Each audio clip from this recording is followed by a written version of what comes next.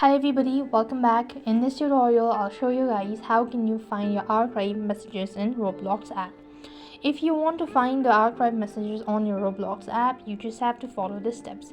But before that, make sure to update your application to the latest version. So go to your Play Store or respective app store and on the search box type in Roblox.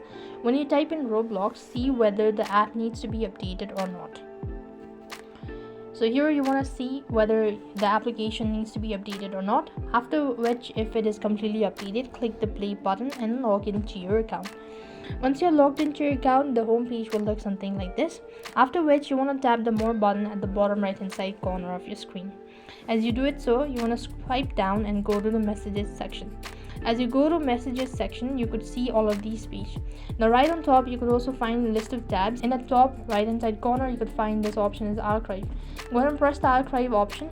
As soon as you do that, you'll be able to see the archive messages on your Roblox app. So that's the way you could go ahead and find archive messages in Roblox app. I hope the video was helpful. Make sure to like, share and subscribe to our channel. Thank you for watching. See you in the next video.